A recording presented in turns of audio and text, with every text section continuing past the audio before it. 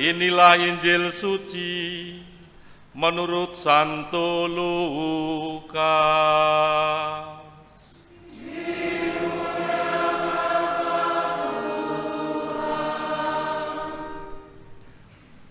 Pada hari Sabat, sesudah Yesus dimakamkan, dua orang dari murid-murid Yesus pergi ke sebuah kampung bernama Emmaus yang terletak kira-kira 7 mil jauhnya dari Yerusalem, dan mereka bercakap-cakap tentang segala sesuatu yang telah terjadi. Ketika mereka sedang bercakap-cakap dan bertukar pikiran, datanglah Yesus sendiri mendekati mereka, lalu berjalan bersama-sama dengan mereka. Tetapi ada sesuatu yang menghalangi mata mereka, sehingga mereka tidak dapat mengenali Dia. Yesus berkata kepada mereka, "Apakah yang kamu percakapkan sementara kamu berjalan?" Maka berhentilah mereka dengan muka muram. Seorang dari mereka, namanya Kleopas, menjawabnya, "Adakah engkau satu-satunya orang asing di Yerusalem yang tidak tahu apa yang terjadi di situ pada hari-hari belakangan ini?" Katanya kepada mereka, "Apakah itu?"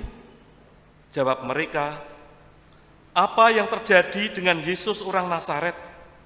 Dia adalah seorang nabi yang berkuasa dalam pekerjaan dan perkataan di hadapan Allah dan di depan seluruh bangsa kami. Tetapi imam-imam kepala dan pemimpin-pemimpin kami telah menyerahkan Dia untuk dihukum mati, dan mereka telah menyalibkannya. Padahal kami dahulu mengharapkan bahwa Dialah yang datang untuk membebaskan bangsa Israel. Tetapi sementara itu telah lewat 3 hari sejak semuanya itu terjadi, dan beberapa perempuan dari kalangan kami telah mengejutkan kami. Pagi-pagi buta mereka telah pergi ke kubur dan tidak menemukan mayatnya. Lalu mereka datang dengan berita bahwa telah kelihatan kepada mereka malaikat-malaikat yang mengatakan bahwa Yesus hidup.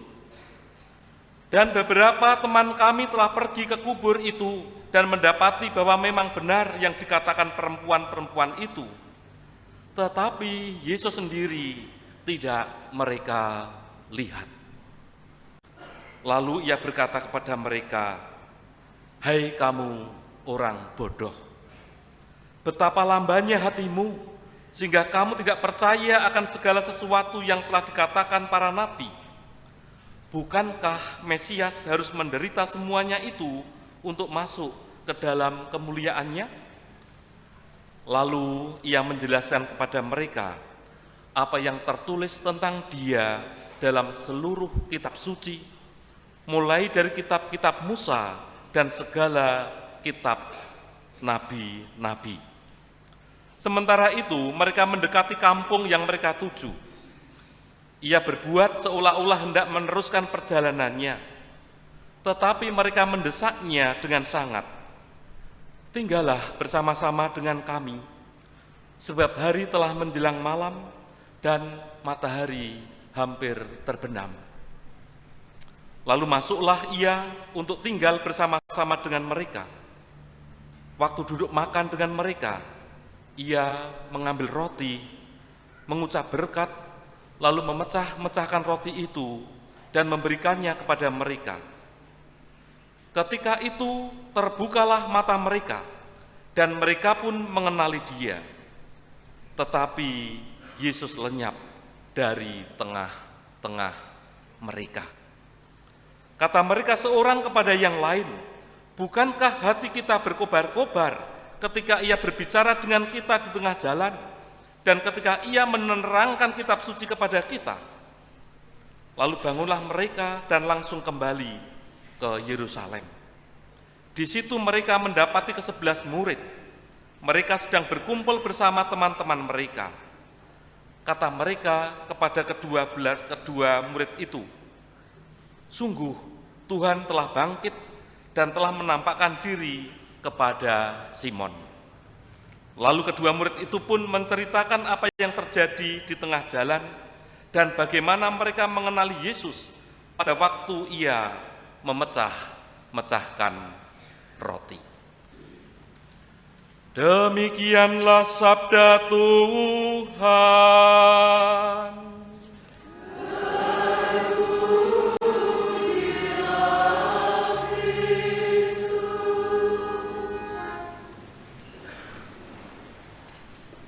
Para suster, ibu, bapak, saudara-saudari yang terkasih, kita masih berada dalam suasana Paskah. Bacaan-bacaan yang kita dengarkan dan kita renungkan pada Minggu Paskah yang ketiga, pesan-pesan kebangkitan amat sangat jelas. Dari bacaan pertama, Kisah Para Rasul, ditulis, Yesus inilah yang dibangkitkan Allah. Sementara dalam bacaan kedua, surat pertama Rasul Petrus, tertulis, Allah telah membangkitkan dia dari antara orang mati. Demikian juga dalam bacaan Injil Santo Lukas, Yesus yang bangkit menyertai perjalanan dua orang murid yang hendak pulang ke kampung halamannya yang namanya Emmaus. Mereka ini mau mudik. Apakah dengan hati sukacita? Jawabannya tidak. Mereka mempunyai perasaan yang sangat-sangat kecewa dengan Yesus. Karena Yesus yang mereka ikuti, yang sungguh-sungguh mereka harapkan bahwa Yesus akan menjadi pembebas bagi bangsa Israel, ternyata mati dibunuh. Mereka mudik ke kampung halamannya dengan suasana hati penuh dengan kekecewaan yang dilukiskan dengan wajah yang muram. Wajah muram, kecewa, muram, sedih. Karena Yesus yang mereka ikuti, yang mereka harapkan bahwa Yesus datang untuk membebaskan bangsa Israel, ternyata menurut dua murid ini sia-sia. Mereka tidak sadar bahwa Yesus yang telah bangkit itu menyertai perjalanan mereka. Dikatakan dalam bacaan Injil, ada sesuatu yang menghalangi mata mereka sehingga mereka tidak dapat mengenali Dia. Suasana batin yang penuh dengan kesedihan. Suasana hati yang penuh dengan kekecewaan. Dengan raut wajah yang muram,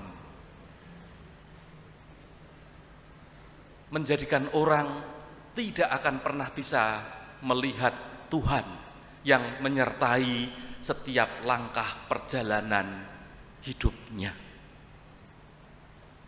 Bukankah kita juga kadangkala mengalami yang namanya kemuraman itu? Bukankah kita juga kadangkala kecewa dan marah dengan situasi keadaan yang kita rasakan dan kita hadapi? Bagaimana ketika muram? Bagaimana ketika kecewa? Bagaimana ketika kita marah? Apakah ada sukacita? Tidak ada. Yang ada hanyalah kekecewaan. Pengen meluapkan kekecewaan itu, pengen meluapkan kemarahan itu, sehingga Tuhan yang menyertai perjalanan hidup kita abaikan. Coba Bapak Ibu kalau sedang marah bercermin. Kalau marah bercermin coba. Supaya Bapak Ibu bisa tersenyum melihat kalau saya marah itu seperti apa. Kalau saya muram itu seperti apa. Kalau saya kecewa itu seperti apa. Silakan bercermin. Kalau Bapak Ibu sedang bertengkar suami istri, silakan bercermin bareng-bareng. Dilihat wajah kita itu ternyata kalau sedang marah itu menjadi wagu ya. Tidak ada cinta, tidak ada apa-apa. Semuanya serba mengecewakan. Ini satu permenungan yang mesti kita perdalam dalam hidup kita ini. Mengapa mesti harus marah? Mengapa mesti harus kecewa? Mengapa mesti muka harus muram? Karena kemarahan, kekecewaan, dan kemuraman menutup mata batin kita untuk melihat Tuhan yang menyertai hidup kita. Ini yang pertama. Ada 5 mungkin nanti, jadi cukup panjang. Yang kedua, muka yang muram tadi berubah menjadi muka yang berkobar-kobar karena pengalaman perjumpaan dengan Yesus. Ketika Yesus menjelaskan kepada mereka soal kitab suci, mereka pada waktu itu tidak mudeng sama sekali. Lalu ketika Yesus mengadakan Ekaristi, memecah-mecah roti, memberikannya kepada mereka, ketika itu terbukalah mata mereka. Lalu mereka mengatakan, bukankah hati kita berkobar-kobar ketika ia berbicara dengan kita di tengah jalan dan ketika ia menerangkan kitab suci kepada kita? Dari muram berubah menjadi berkobar-kobar. Maka pengalaman perjumpaan dengan Yesus mestinya membawa hidup kita penuh dengan sukacita, penuh dengan berkobar-kobar itu. Perjumpaan dengan Yesus yang sangat nyata kita rasakan dan kita alami setiap kali kita mengikuti perayaan Ekaristi. Di situ Yesus lewat imam tentu saja, in persona Christi namanya, in persona Christi Capitis, mengambil roti lalu memecah-mecahkan dan membagikannya. Yesus hadir di dalam diri kita secara nyata. Yesus yang bagaimana? Yesus yang telah mengorbankan dirinya, seperti yang ditegaskan dalam bacaan kedua. Kita ini ditebus bukan dengan harta yang fana, bukan pula dengan perak atau emas, melainkan dengan darah yang mahal, yaitu darah Kristus yang sama seperti darah anak domba yang tidak bernoda dan tak bercacat. Kita manusia yang digadaikan dalam dosa ini telah ditebus bukan dengan emas, bukan dengan perak, tetapi dengan nyawa. Nyawanya siapa? Nyawanya Yesus Kristus Putra Allah sendiri. Dalam bahasa Jawa, rah kang adi, darah yang suci, supaya kita memperoleh keselamatan. Semoga kita yang setiap kali tekun mengikuti perayaan Ekaristi mengalami pengalaman yang berkobar-kobar untuk berjumpa dengan Tuhan, sehingga yang kita wartakan adalah kegembiraan dan sukacita. Mari kita mulai pengalaman berkobar-kobar itu dalam diri kita sendiri. Pengalaman berkobar-kobar penuh sukacita kita awali di tengah-tengah komunitas keluarga kita masing-masing. kita tularkan pengalaman yang berkobar-kobar penuh sukacita itu di tengah-tengah lingkungan dan masyarakat serta tempat di mana kita bekerja. Dengan demikian, hidup semakin ekaristis, hidup semakin penuh dengan rasa syukur. Kemuliaan kepada Bapa dan Putra dan Roh Kudus.